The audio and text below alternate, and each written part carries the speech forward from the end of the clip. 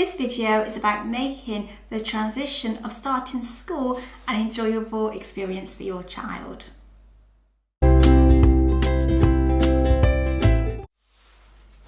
So although it might be a little bit nerve-wracking, although exciting, there are many things you can do to make sure it's enjoyable.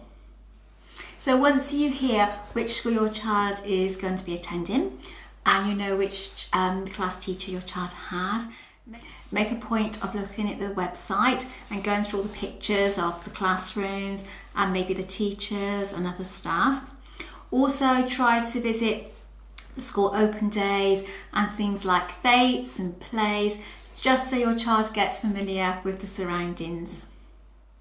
I'd also suggest that in the summer holidays you practice the school run, so again your child knows what to expect and you know how long it takes and how much time you have to allow.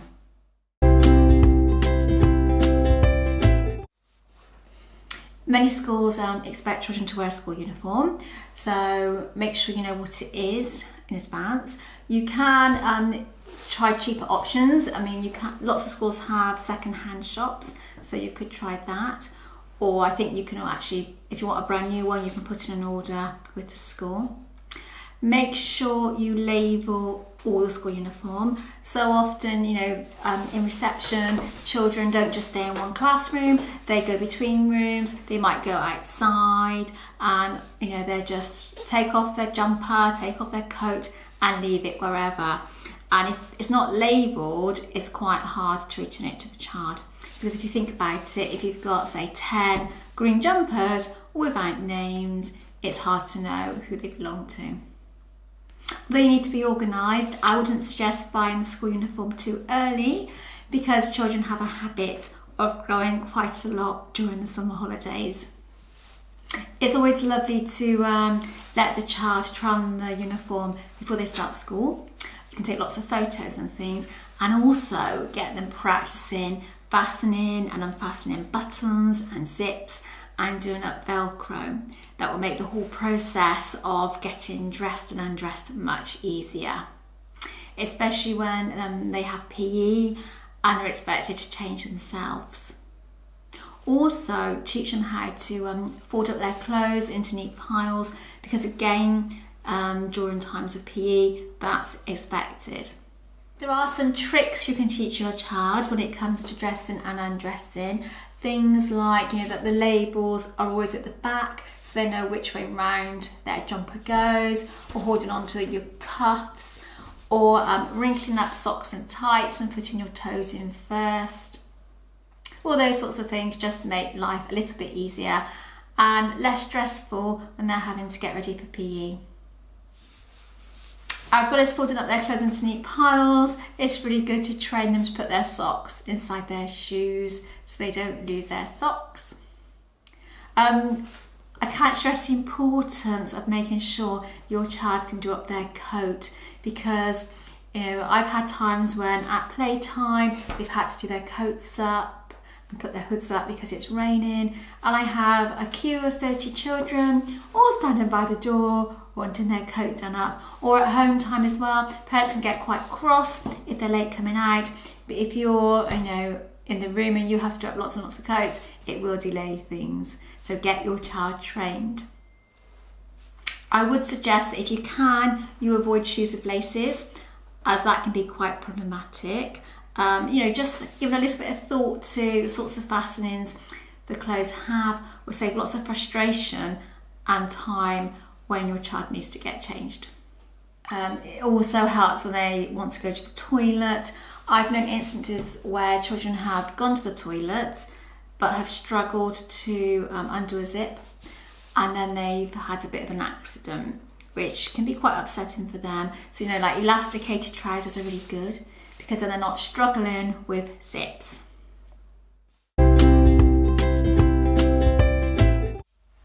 Talking of going to the toilet, some children have a special name for going to the toilet. So just make sure that the class teacher is aware of that, so that if a child goes up and says to the teacher, "Can I do my number 2s?" the teacher understands what the child is wanting. Talking of toilets, that brings me on to my next topic. Bit obvious, but make sure your child is toilet trained and knows how to wipe their bottom and has lots of experience of pulling the flush. It might be a good idea to take them to different sorts of toilets with different flushes so they're not scared by the noise one particular flush might make, and they know exactly how to pull the flush after they've been to the toilet. Unfortunately, some children don't do that, and it makes it quite an unpleasant experience if other people have to use the toilet after them. Also, teach them the importance of washing their hands afterwards, using soap. You can do an activity where you paint their hands with paint and then ask them to wash their hands. And that way they know how well they're washing their hands, they have to see how much paint they've got left. It's a really good idea for children to have a spare pair of pants in a bag on their peg, and then if they do have an accident, because some children do have accidents, they know they have some clean underwear, and some children do get embarrassed, so it may stop them from being wet all day if they know they have something they can discreetly change into. Staff will help, but not all children will alert them to the fact they've had an accident.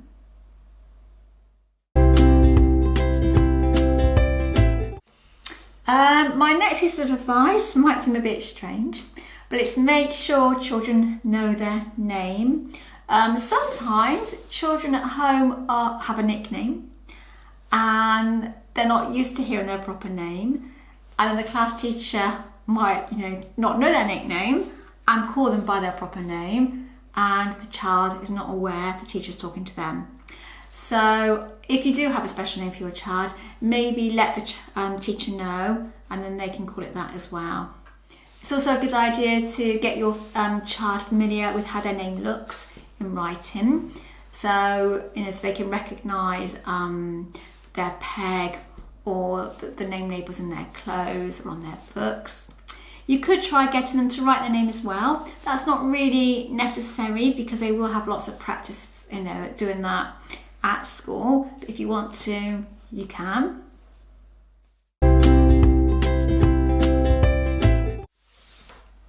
Many children will have attended preschool, and they will know people who are going to be in their class when they start school. Still a good idea to arrange play dates during the summer, and maybe if they don't know anybody, do a little bit of research, maybe ask the school, and make sure you let the children attend play afternoons at school. Many schools do this. Then that way your child will be will maybe have a few friends when they start. It's always a good idea to teach your child a few phrases when playing with friends, like "Can I share this?" or "Do you want to play with me?" They've got a few little key phrases up their sleeve that will give them confidence in making friends. Some children might have a security blanket or a favourite toy.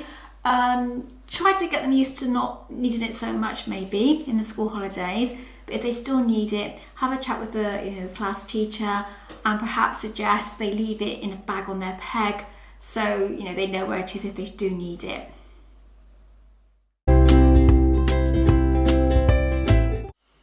Children are expected to feed themselves in reception, so get your child used to using a knife and fork. And also, they tend to go to a serving hatch and collect the food themselves. It may be on a tray, so get them used to walking and carrying a tray. I've had a few instances where children have dropped the tray and all the food goes everywhere, but these things do happen. If your child is having a packed lunch, a really good tip the school nurse gave some parents of mine was to fill up the lunchbox in the holidays and take them for a little picnic and see how much food they actually eat, because often parents put far too much food in and it gets wasted. Also, make sure your child can undo their lunchbox and are confident at unwrapping things. I mean, there are dinner ladies on hand, but you know, again, it just makes them feel confident and they're not having to wait for somebody to come and do it for them. You'll probably find that once your child starts school, they catch colds and coughs. I tend to. So, you know, just get your child trained in blowing their nose with a tissue and then binning it straight away and washing their hands. But it is inevitable that your child will probably pick up 1 or 2 little germs along the way.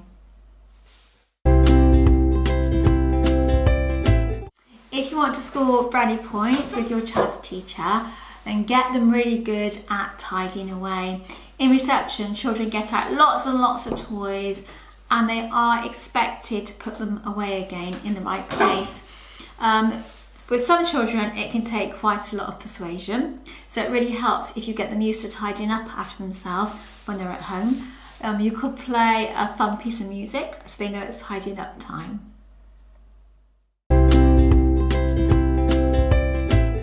You'll probably be given lots of information before your child starts school. There are some key things for you to find out, such as what time school starts and where you need to drop them off. Do you take them into the classroom and help them settle, or do you drop them off in the playground and wait for the class teacher to come and fetch them? I can't stress how important it is to get your child to school on time. They can waste so much learning time if they're late, and also, you know, they feel quite embarrassed about having to walk into a room where the lessons have already started. You also need to find out what time school ends, and on a similar note, you know, it's really important you try to pick your children up on time. I know things happen and you can't always do that. What I would say is, in those cases, please contact the office and let them know that you're going to be a little bit late, and then that way the message can get passed on to the teacher and the child. You know, some children get very, very distressed if there's nobody there to pick them up at the end of the day. And equally, if you have somebody else picking them up because you can't make it, please tell the office, because as a teacher, you're not allowed to let a child go with somebody who just turns up. The school need to be aware that that person is picking them up, and it can be quite frustrating if, you know, somebody's doing somebody a favour and they have to wait for the school to phone up the parent to check it's all okay. It's a good idea, you know, to find out where you hang the coats and the PE kits. And if there's any additional equipment you need to buy, you know, some schools ask for welly boots because children are expected to go out in all winds and weathers. That's not all schools, so check with your school.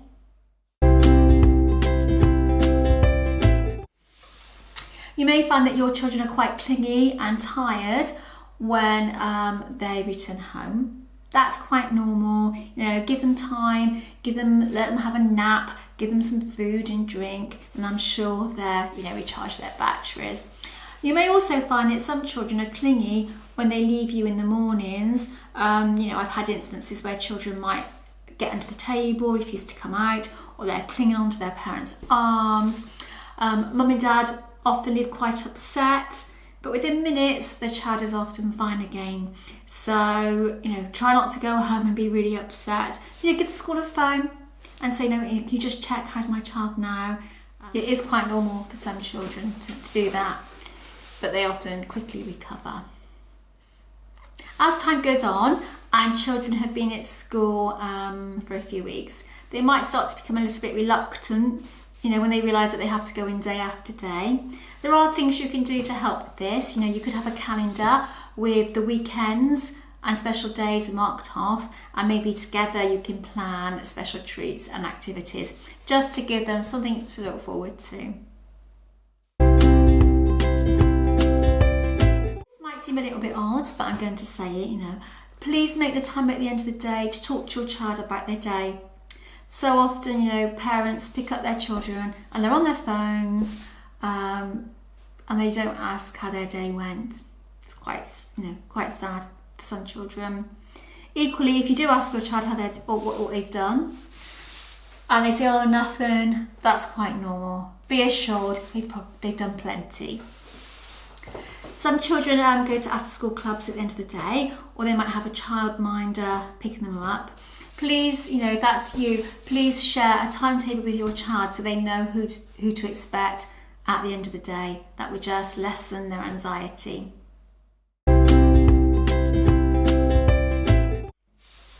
So I guess my most important piece of advice is to practice routines before children start school.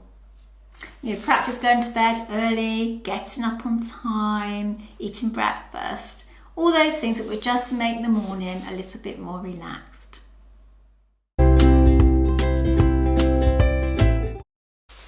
Your child starting school might be a big change for you, but try to make the most of it. Get yourself a new hobby. If you're feeling a little bit lonely, talk to other parents, because I'm sure some of them might be feeling that way too.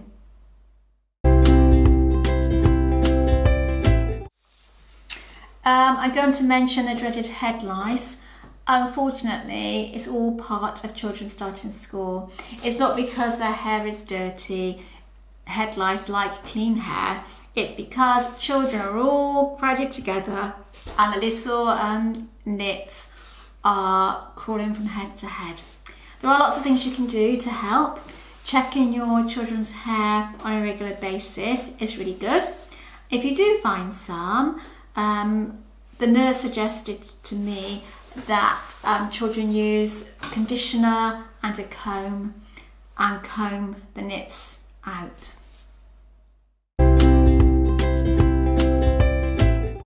My last piece of advice, and I think the most important actually, is to share any concerns you have with your child's class teacher. They are there to help and they will want to help.